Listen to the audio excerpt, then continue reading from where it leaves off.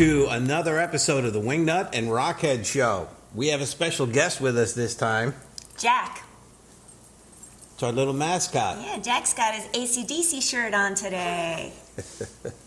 He's right. It's hard to see that, though. Well, yeah, I know, the leopard thing, you know. Hey, Pooch, what are you doing? AC/DC. Anyway, he likes sleeping with his tongue out. Yeah, he likes doing everything with his tongue out, I think. So you might see it pop out a little bit here. All right. So we took a week off. First things first, right? We took a week off because there was just so much going on, so much work. We had to work on the house. Everything was sort of falling behind between work, the house, and everything else, her work. It's just, we just thought, you know, we were sitting there like, oh, we got to do a show. But everything was a mess. Things like walls were torn down, and there was just too much to do. It's like we just couldn't leave everything and then spend, an hour at least here doing this, and then another 4 hours for me editing, and then loading everything up and getting it ready. So that would have blown pretty much most of the day. So we decided, okay, let's just put off another. So looks like that's going to be an ongoing thing. Like, we don't know when we're going to actually do a show. As far, we had anticipated, to do it on Sundays at 1 o'clock. Then we missed a few of those deadlines. I mean, it wasn't really hard. I mean, whatever. There's nothing like there's on the clock and we have to do it. We get penalized for not doing it. We need a full-time producer. We need sponsors. Yes, that would be that cool. would help. If we were getting paid, then we would probably have people help us along and do things that we couldn't do. So anyway, I mean, that's our excuse and we're sticking to it. I mean, it's true, but anyway. So today, in this week's show, we are going to cover a new project that we had touched upon in a couple of the other episodes, and this one is kind of interesting because I usually make everything that I do, with fabrication or custom this, custom that, furniture or whatever. We had a customer that came up to us, they didn't come up to us, but emailed and said, hey, I just purchased this bar panel, and I wasn't really crazy about the artwork or whoever did the art. He says, would you be interested in doing it? It's, coming from overseas.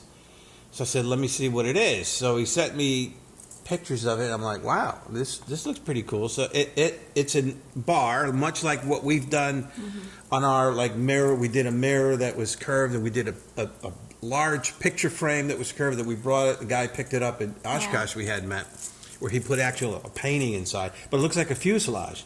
So this guy does fuselage panels. It's curved, but it opens up into like a bar. So cool. It's got like two things that open up like kind of like a clamshell, and there's 4 pours where you could put your favorite booze in, and it just has a little handle or whatever booze comes out of it. It's just made, it's lit up, it's got LEDs, it's got switches on the side, it turns it on like aircraft switches. I mean, this guy put a lot of engineering into it, and from what I understand, that's his main job is engineering, CADing and that kind of thing. So I said, this is kind of cool. So we kind of had a meeting, email. It wasn't a Zoom thing. It was just, we were all on the same email and we're talking back. And I said, well, I'd like to see this. Would you be interested in making me a dealer, in the United States? And, just the wheels were turning. I was like, this might be kind of a neat venture. So he sent it over to me. It was just base coated. And, unfortunately, there were some marks on it because of the shipping, and he had bubble wrap, and I guess the pressure, just and the movement, the motion kind of had some minor, scuffs in it. It wasn't bad, but it was just from a certain lighting, you could see like a ghost image of all the little bubble hits where the pressure was applied to the surface, and I'm like, So I told him anyway. It was a remedy that they got fixed. I had to end up polishing it with some new Vite polish and watering that down, and that ended up working quite well. So we ended up kind of like repolishing that and getting it set up for me to paint. So I looked at this, I opened it up, and I was like, wow, there's a lot of, again, a thought and engineering that went into it, and I'm like, there's no way that I could make this better. So that's why I immediately went to him, told him what the problem and issue was, and then revisited the idea of becoming a United States dealer for his products that I can do custom artwork on for the customer base here in the United States. So he was fine with that, and so we struck up a deal, and he posted stuff on his Facebook page, and so we're now collaborating, and I ordered now 5 of these. So it looks like he's going to be busy until the end of the year on making these bar panels, because I've already have 3 committed to do these, and then a 4th potentially, and then the 5th one is open, or we'll do something with it unless somebody else between now and then we can get more. So it's not a big deal. So we're going to be doing a lot of these, I guess, over the long term of working with this guy, and looking forward to it. I mean, most of them are Memphis Belles, which is the movie version, and that's what we're talking about here. The movie Memphis Belle was actually, there's a story behind that. Was one of my first. No, that was my second warbird. Was the Memphis Belle, went fresh from the movie. Well, a couple of years after they did the movie, it came up to Stratford, Connecticut for a show that I was involved in the committee there, and met David Talashe, who was the owner of that Memphis Belle, as well as other warbirds that he at the time flew and was doing. And he also had a fiberglass company, and he would make molds of his warbirds in fiberglass, so they would be full scale. So he would use his warbirds as a model, I guess, or a template to make the molds.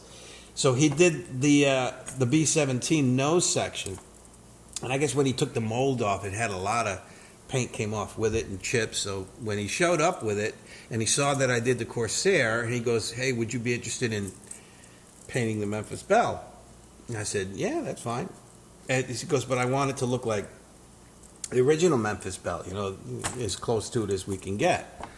So, which we did all the markings, stars and bars, well, not bars, but the rondelles, the tail, serial numbers, the fuselage codes, all the names around the airplane, and the bombs, the swastikas. What else did I do? Made a stencil for the data stencil. The artwork was done by another artist, a friend of mine named Ron Kaplan, who's out in Ohio, and I'll give him a quick plug and shout out. He did the artwork, the actual pinup, and then I did everything else, because I guess by the time I got to it, he had already had some deal worked out with Ron, whatever the case may be. I ended up doing everything else up in Stowe, Massachusetts at that time in 1997, I think it was, and I think I spent 4 or 5 days up there and doing all the other work that needed to be done on that, and that was a fun job. So, but anyway, getting back to the movie Memphis Belle, Talashe had an issue with the Memphis Belle Association, so he had to change the name back to the movie version, and I guess he got permission because his airplane was, I don't know, whatever deal was worked out. That's how it is today. The movie, I mean, it's been painted over, I think the artwork's been painted over 3-4 times or something like that. I mean, I don't know. It's which is odd, because the original markings that I had done, I think, is still on there, because we used Imran. Imran is one of those aerospace paints that really is like high end. So the fuselage codes may have been redone. I don't know how much of the work was redone, but it's still, I mean, again, when I got the airplane, it was just green and gray underneath, and then of course the pinup on it. But I did everything else. So It might have been done over again, I don't know, but you know, when last time I saw it, which was maybe 3 years ago, it still looked like, you know, the Solid original, at least the markings did. Now, I don't know about, you know, I know the pinup has been changed and redone at least 3 times since I, you know, had worked on that. But anyway, so I guess what he's doing with this Memphis Belle Bar now is the Memphis, you know, the movie version. So I did mine, and you know, the owner got it, and he loved it, and so we're moving forward with working out a deal with this guy and making these things. So words cannot describe the quality and workmanship So of this cool. thing. Because again, when I got it, I looked at it and I was just like, there's no way I can make this better, because it's done right and overbuilt and over-engineered from the get-go. So it's like, if it ain't broke, don't fix it, you know. So why am I going to try to compete with this, reverse engineer it, when I could just work with this guy? He Right. could just supply me with the bars, and I just put the artwork on it. You know, it's just less work for me and hassle to deal with. Besides, again, you know, why do I need It'll be that? a lot of time, yeah. Yeah. So it's going to work out. So we're going to be making these, and if you want one, just give us a holler. Give me a call, email, message, whichever way you see fit that, you know, to get a hold of me. Again, I'm easy, accessible. So that's what we're working on, and amongst all the other things, again, we're so behind on a lot of stuff. It seems like it can't really get ahead, you know. I mean, which is fine, because I don't want to sit there twiddling my thumbs and do another, you know, trying to find something to do. But that's really never the case, because I have so many of my own projects that I want to get to. This is the merchandise, again, that, you know, that's all time sitting in there in front of a computer, doing all the artwork digitally, figuring out what works, what doesn't work, getting it ready. Sending it over to the printers, ordering, you know, shirts. By the way, we have the girl shirts are in, and she tried them. So now we have to. This week we're taking them down to the screen. They are printer. RockHead approved. Yeah, so we're doing a black and white version of this, which is actually, there's not going to be any of the background, so it's just the sort of logo itself in black and white. We're going to start out black and white, and I think eventually we'll do the red and yellow colors in it. So we have a nice the girls version. I just ordered also some black t-shirts for guys, and then we're also going to do, I have a new logo that I'm working on for Fighting Colors. So that will be used on these black shirts as well too. And then I have some really cool black digital camo. It's kind of like our hats, the blue hats that we have, you know, it says Fighting Colors on it, or the navy digital This camo. would you look cool see. on digital camo too, the WingNut RockHead. Yeah, red. if it was full color, yeah, because Yeah, it has the a red, blue yeah. to it, a very dark blue, because it's black camo, Yeah. but blue is one of the lighter colors, I guess, a That would dark look blue. cool. So when we get that thing going, we're going to use that as well. But that's sort of my, you know, because I have a whole giant box full of all different sizes in that digital camo, and I'm going to save this for the right artwork. You know, I just don't want to put any old artwork on it. So hopefully this new art will come really nice. Will look really good. Again, first it'll probably be in one color. White, probably. I might even go with yellow. Imagine, you know, the Fighting Colors logo in a yellow, like a nice warm. Yeah, that'd be cool. I don't know. I have to see what it looks like. I'll have to play around with that. So that's what's coming down the pike, as well as some other projects that we're working on that we're going to, again, feature over time in the different shows. So what do you have going on as far as fun facts or keep moving on? Well, Jack and I were talking earlier, and Jack wanted me to bring up hero dogs in World War II. If he talks back, let me know. We'll give him extra. It was his idea. Yeah, It was his idea. So when I showed him a few hero dogs in World War II, he really liked this little girl named Smokey. She's a Yorkshire Terrier. Mm-hmm. So Smokey was found by an American soldier in a foxhole in the jungles of New Guinea. They assumed that Smokey... Oh, he wants to come up and tell the story too. Okay. We don't have an intermission button, so. Yeah. They assumed that Smokey was probably a Japanese soldier's dog, but they realized that Smokey didn't understand commands in either English or Japanese. So they had no idea where Smokey came from. So anyway, so Smokey's with this American soldier for a couple weeks, and then he lost her during a poker game. $6. That's terrible. Yeah, it is terrible, I know. Oh, here's my dog. Take my dog. But it worked out for Smokey because the guy who ended up winning her in the poker game, he was actually really, really good with Smokey. And he was a member of the 5th Air Force.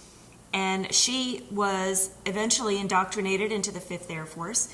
And she served 2 years in the jungle. A little tiny Yorkshire Terrier. Can you imagine that? And she also did 12 combat missions. She was awarded 8 battle stars for bravery.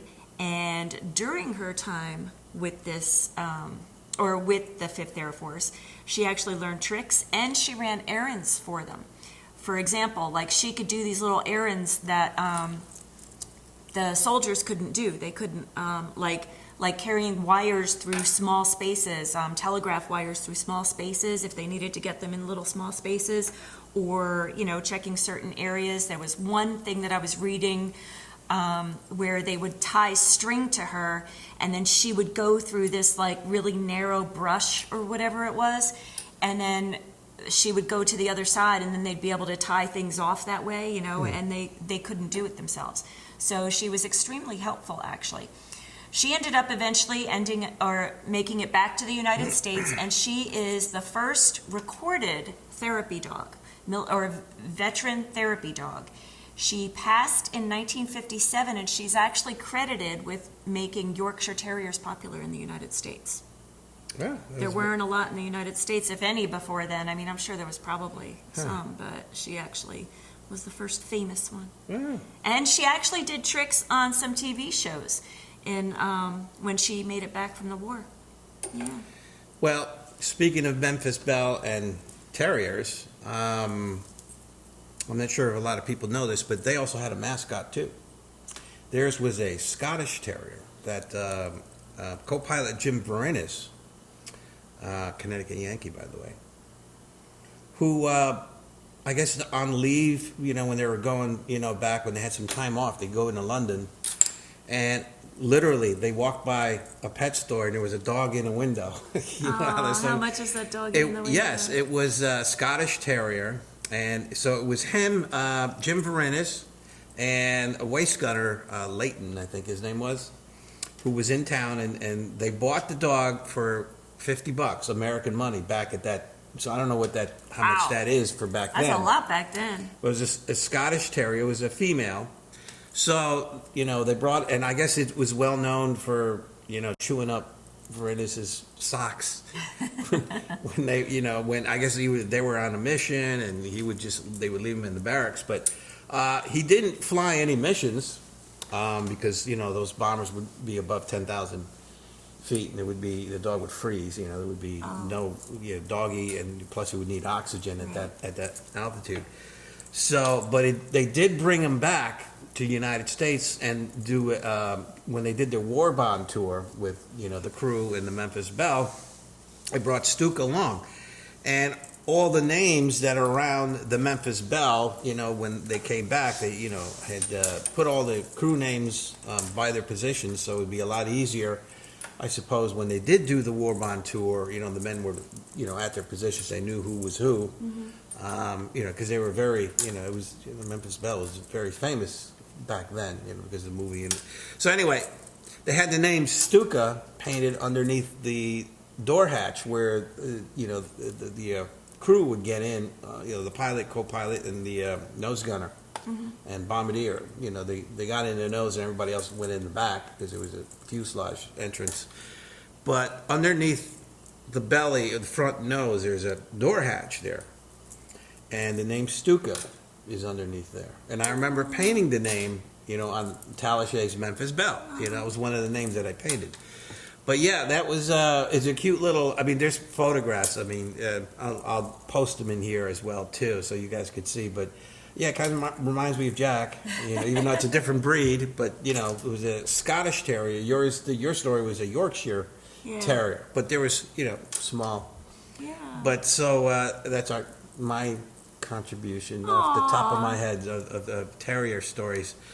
All right, so what else do we have going on? Anything else? No more. I don't think we have questions We this don't have this any week. questions or anything. You know, I guess I like got to keep asking and ask for people that have questions. Otherwise, that 1 week we were bombarded with questions. It was great. yeah, because we asked. So I guess so We we'll always just ask. we'll ask. No, but I mean posting, asking. You know, whenever we post a show, is ask more questions. So and that's when people, you know, they watch a show and then they'll post some questions. That's true. That's not a bad idea. So post questions, send us questions. Feel free, and we'll talk about anything, whether it's music, aviation, or nose art. You know, we'll discuss it and talk about it and see if there's something that we could look up and help you find. Next week we're going to have Rick Garvis, who is the crew chief for Fifi, the B-29 Fifi, and the B-24A Diamond Lil. So, because of COVID and everything, you know, and the plight that Diamond Lil has had over the last 2 years, we haven't seen much of them, and they're down in Dallas, you know, in the Dallas area, and they're now moving into a new facility. They just got, you know, they've been building this new headquarters, and where they're going to keep all their planes now, because they were leasing hangars at the time, and they were in 2 different places, and they just wanted one centralized place, and then they could hang, you know, and display their nose art collection that they have. That was at EAA in Oshkosh for a while. So now they have it back, and they're going to display it down there. So anyway, I called Rick up last week, and I said, hey, would you be interested in coming on the show, talking about all the stuff that's going on there? Because they've done a lot of work. They did some engine changes again on Fifi. And of course, Diamond Lil's back up in the air, so they're both like together again, and they're touring again heavily this year throughout the country. So if you guys could see those airplanes, definitely do. I definitely get notified, you know, I mean, on my timeline, there's always, not my timeline, my news feed, you know, where those guys are at, and a lot of people taking pictures and whatnot. So it's getting a lot of publicity now, finally, you know, because, you know, Diamond Lil hasn't really had a full year of flying and going out and touring properly. So we're going to have Rick on and discuss what he's up to, and he's got, from what I understand, a couple more projects for me to do, so I'm looking forward to talking with him on that. One I know of, and the other one he just mentioned, but so that's going to require me, again, going down and taking a trip to Dallas and working on some cool stuff. So I guess that's it. You know, this is, I think, within half-hour show this time. We'll have more, hopefully, to talk to next week.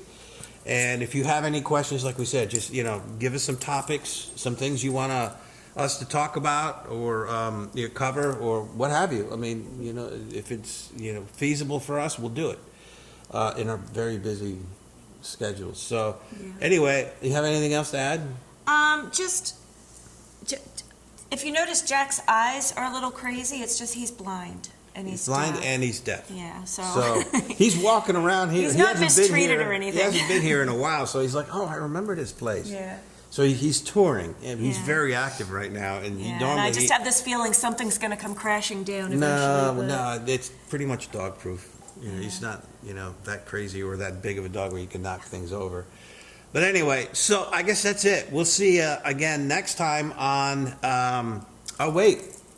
What? Subscribe. Make sure you subscribe, like, and you know, like I said, be, you know, interactive is you know, as much as you like. You know, we're not going to bite you. We'll talk back to you. So, but this is again another episode of the WingNut and RockHead show. So we'll see you again next week. So have fun. Yeah.